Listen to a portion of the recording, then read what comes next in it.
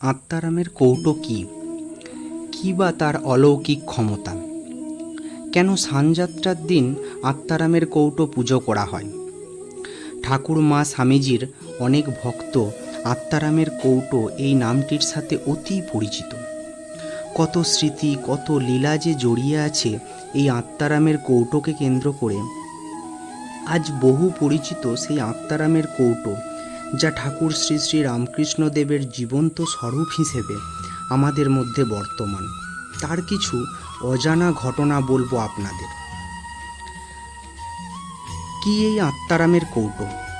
আত্মারামের কৌটো আসলে ঠাকুরের পুত অস্থি সমন্বিত একটি তামার কলসি, যা স্বামীজি নিজে মাথায় করে বেলুড় মঠে নিয়ে এসেছিলেন। নিজের হাতে প্রথম পূজা করে প্রতিষ্ঠিত করেছিলেন। বর্তমানে এই আত্মারামের কৌটো অর্থাৎ তামার কলসিটি বেলুড় মঠের শ্রী রামকৃষ্ণ মন্দিরের ঠাকুরের শয়নকক্ষে রাখা থাকে, কাউকে দেখতে দেওয়া হয় না। বেলুড়ে শ্রী শ্রী রামকৃষ্ণ মন্দির প্রতিষ্ঠিত হওয়ার পর আত্মারামের কৌটো থেকে পুত অস্থির অল্প অংশ একটি রূপোর শিবলিঙ্গে স্থাপন করা হয়। এই শিবলিঙ্গকেই আত্মারামের স্বরূপ হিসেবে পুজো করা হয়।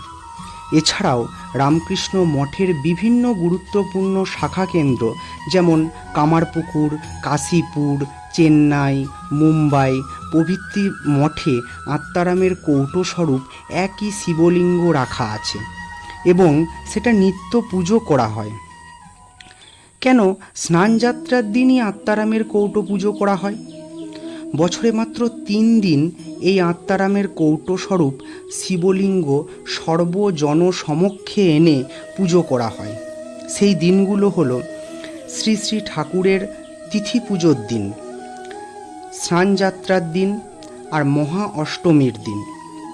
ঠাকুর বহু তীর্থ দর্শন করলেও কখনো পুরী জগন্নাথ দেব দর্শন করতে যাননি। তিনি বলতেন, সেখানে গেলে আর এই দেহটা থাকবে না, তিনি লীন হয়ে যাবেন। তাই জগন্নাথ দেবের স্নানযাত্রার দিন এই নররূপী জগন্নাথ দেবকে স্নান করানো হয়। কী অলৌকিক ক্ষমতা রয়েছে আত্মারামের কৌটোর, যা স্বামীজি নিজে 3 বার পরীক্ষা করে তবে নিশ্চিত হয়েছিলেন।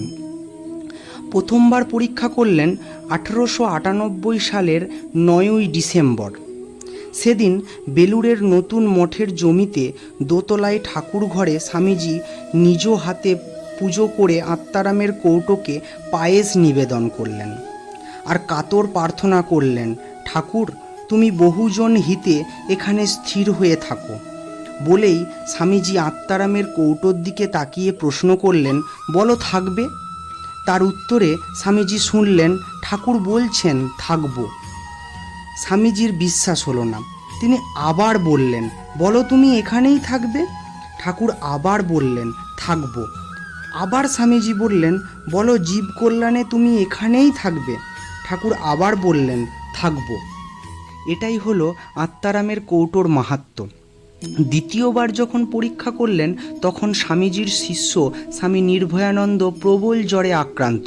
জ্বরের উত্তাপ 107 ডিগ্রি ছাড়িয়েছে, সাথে মস্তিষ্কের বিকার আরম্ভ হয়েছে এবং মহারাজ প্রায় প্রলাপ বকছেন।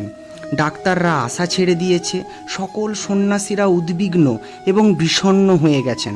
স্বামীজির চোখে মুখে দুঃখ ও উদ্বেগের চিহ্ন সুস্পষ্ট।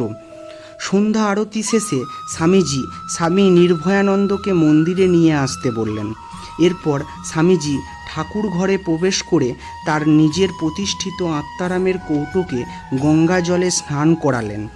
এরপর স্নান জল স্বামী নির্ভয়ানন্দকে পান করালেন। এতে মহারাজের জ্বর আরও বেড়ে গেল। সবাই আরও উদ্বিগ্ন হয়ে পড়ল। জ্বর আরও একটু বেড়ে গিয়ে তারপর একেবারে কমে গেল। স্বামী নির্ভয়ানন্দ বিদ্যুৎ বেগে সুস্থ হয়ে উঠলেন, যেন কিছু তার হয়নি। সকলে তার এই সুস্থ হয়ে ওঠা নিয়ে অবাক হয়ে গেলেন। স্বামী বিবেকানন্দ তখন সকল উপস্থিত সন্ন্যাসীদের ও গুরু ভাইদের দিকে তাকিয়ে হাসতে হাসতে বললেন, দেখো ঠাকুরের শক্তি দেখো, তিনি চাইলে কী না করতে পারেন। তৃতীয়বার তথা শেষবার স্বামীজি আত্মারামের কৌটোকে পরীক্ষা করেছিল। আত্মারামের কৌটোর প্রতি স্বামীজির অপরিসীম শ্রদ্ধা হয়ে উঠেছিল। তবুও একদিন যথারীতি আত্মারামকে প্রণাম করে ঠাকুরঘর থেকে বের হয়ে আসার সময় তার মনে শেষবারের মতো খটকা হলো, সত্যিই কি আত্মারামে ঠাকুরের আবির্ভাব রয়েছে? আচ্ছা দেখি তো একবার প্রার্থনা করে। এই ভেবে তিনি মনে মনে প্রার্থনা করলেন, ঠাকুর তুমি যদি সত্যি সত্যি এই আত্মারামের মধ্যে থাকো তবে 3 দিনের মধ্যে গোয়ালিয়রের মহারাজকে মঠে আকর্ষণ করো। গোয়ালিয়রের মহারাজ মঠে আসা প্রায় অসম্ভব, স্বামীজি সেটা ভালো করে জানতেন এবং গোপন প্রার্থনা স্বামীজি তার নিজের মনের মধ্যেই রেখে দিলেন, কারোর কাছে তা প্রকাশ করলেন না। পরের দিন কোনো এক বিশেষ কাজের উপলক্ষে স্বামীজিকে কলকাতায় যেতে হলো। বিকালে মঠে ফিরে তিনি শুনলেন গোয়ালিয়রের মহারাজ মঠের কাছে জিটি রোড দিয়ে যেতে যেতে গাড়ি থামিয়ে স্বামীজি মঠে আছেন কি না সে খবর নিতে নিজের ভাইকে পাঠিয়েছিলেন, কিন্তু স্বামীজি মঠে অনুপস্থিত থাকায় দুঃখিত মনে ফিরে গিয়েছেন। এই কথা শোনা মাত্রই স্বামীজি আগের দিনের প্রার্থনার কথা মনে পড়ল এবং তিনি তাড়াতাড়ি ঠাকুর ঘরে গিয়ে আত্মারামকে মাথায় তুলে বারবার প্রণাম করতে লাগলেন এবং বলতে লাগলেন, তুমি সত্য, তুমিই সত্য, তুমিই সত্য। স্বামী প্রেমানন্দ সেই সময়ে ঠাকুর ঘরে ছিলেন। তিনি স্বামীজিকে এই প্রকার করতে দেখে কিছুই বুঝতে না পেরে অবাক হয়ে রইলেন। পরে স্বামীজির মুখে সব কথা শুনে তিনি বিস্ময়ে স্তম্ভিত হলেন। জয় ঠাকুর, জয় ঠাকুর, জয় ঠাকুর।